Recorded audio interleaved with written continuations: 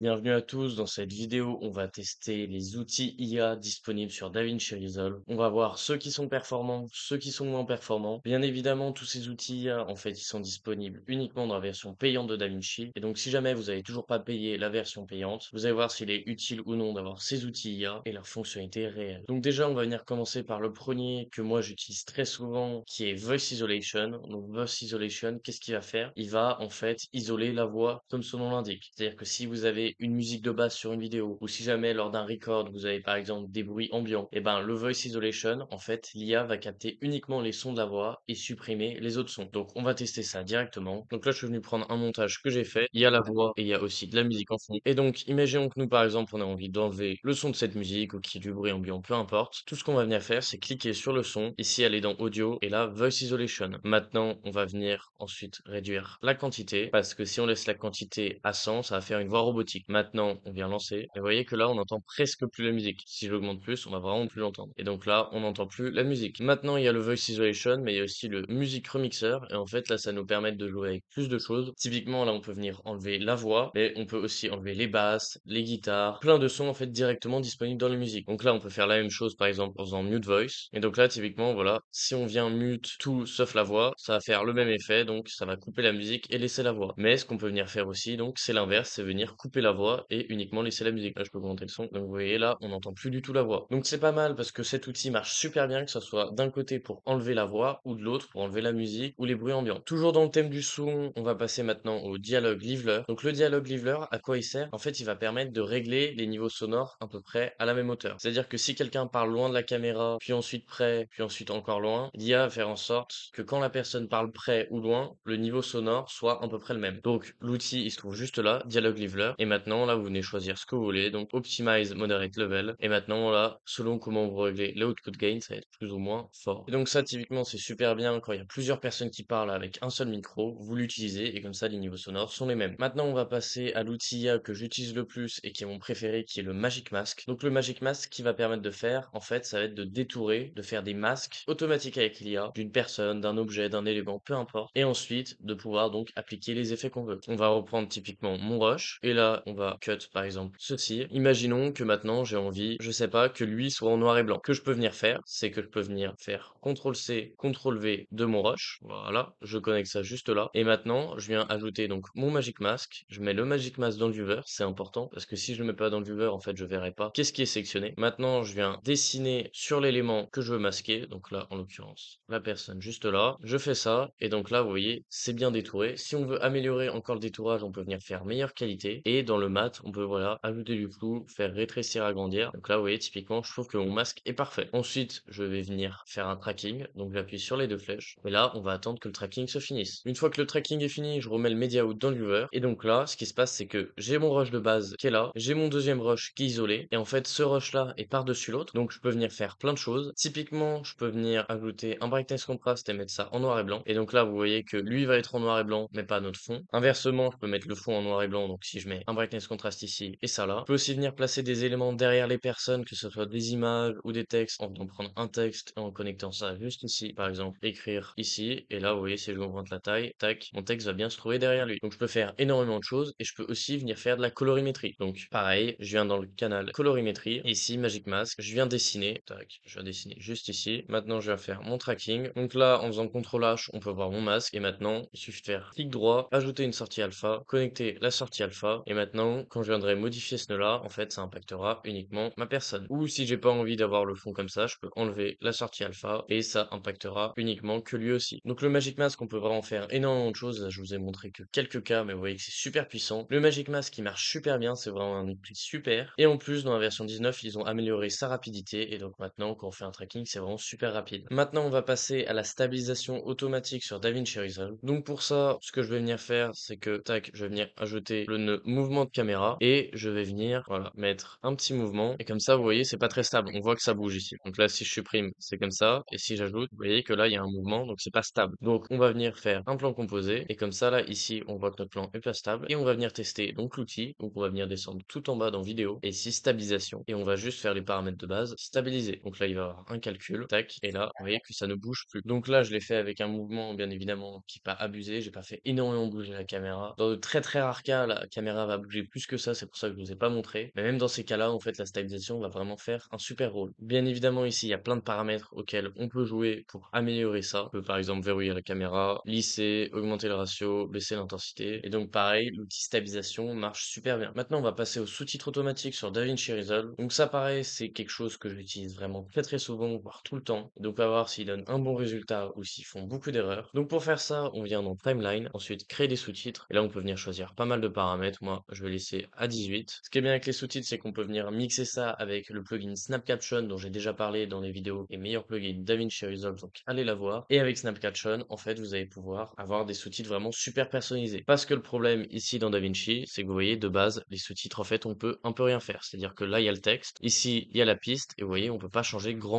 chose. Maintenant, une autre chose avec les sous-titres, c'est que quelquefois, ils peuvent faire des erreurs. En effet, moi, je retrouve à peu près quand je fais des shorts, 3, 4, 5 erreurs, voire plus, ça dépend. Et donc, en fait, il faut toujours un peu repasser dessus. Typiquement, là, vous voyez, il dit, c'est simple, il suffit de se vendre dans Fusion au lieu de se rendre dans Fusion. Et pareil, il va y avoir quelques problèmes à chaque fois dans les sous-titres, et donc, il faut toujours repasser dessus. Donc, les sous-titres marchent super bien, mais en fait, il faut mixer ça avec Snap Caption, et il faut toujours repasser par-dessus pour voir s'ils ont fait des fautes ou non. Maintenant, on va passer à un autre outil qui s'appelle le cadrage intelligent. Donc, le cadrage intelligent, à quoi il va servir? Il va servir typiquement quand vous avez une vidéo qui est horizontale et que vous voulez la transformer en verticale, à faire en sorte que le point le plus intéressant, la vidéo en horizontale, soit retranscrit aussi dans la vidéo verticale. C'est-à-dire que, étant donné que c'est pas la même résolution, quelquefois, quand on va mettre notre vidéo en verticale, l'élément le plus important, en fait, va sortir et on va pas le voir. Avec le cadrage intelligent, en fait, automatiquement, DaVinci va recadrer sur l'élément le plus important. Ça peut être une personne qui parle en facecam, ça peut être un élément qui bouge et qui doit être suivi, etc., etc. Donc là, typiquement, vous voyez qu'on a notre rush en horizontal. Et si je viens donc le mettre en vertical, vous voyez que là, c'est pas totalement droit et ça va pas totalement suivre quand il bouge. Donc pour faire ça, on vient sur Pump and Clip. Ici, on fait cadrage intelligent. Et ici, soit on peut venir mettre un point de référence, vous voyez, pour aider DaVinci, soit sinon on fait en automatique. Moi, je vais faire automatique. Et là, vous voyez que ça nous a placé automatiquement au milieu. Et là, d'ailleurs, vous voyez que la caméra va faire des mouvements et va suivre sa tête. Vous voyez que là, il reste toujours bien au milieu. Donc le cadrage intelligent, c'est vraiment un outil super que moi j'utilise très peu, mais qui marche vraiment super bien. Concernant cet outil, il n'y a pas de problème. Et donc on passe directement au prochain outil, qui est le dernier outil, qui est en fait l'autocut. Sur DaVinci, en effet, il est possible de faire un dérush en automatique. Et donc on va voir ça tout de suite. Donc pour ça, là, je suis venu prendre un rush, vous voyez, qui n'est donc pas dérushé. Et maintenant, pour faire un dérush, on va venir faire clic droit. On va venir dans transcription audio et faire transcrire. Maintenant, là, il va y avoir un petit temps d'attente. Pareil, parce que l'IA est en train de réfléchir. Et donc là, vous voyez que tout ce que je dis dans cette vidéo va être retranscrit. Et là, on peut remarquer qu'il y a des petits points. Ces petits points, en fait, c'est des silences. Et donc, pour venir supprimer ça, on va venir faire CTRL A. Maintenant, vous voyez que ici, on a ça. On va venir cliquer dessus. Comme ça va supprimer tous les silences. Et maintenant, là, on peut venir choisir si on vient placer ça par-dessus le rush qui est déjà ajouté. Soit on l'ajoute à l'intérieur, soit on l'ajoute à la fin. Donc moi, je vais mettre à la fin comme ça. On va bien voir. Et donc là, vous voyez que, tac, ça a été dérushé. Maintenant, le dérush automatique dans DaVinci, en fait, il est vraiment très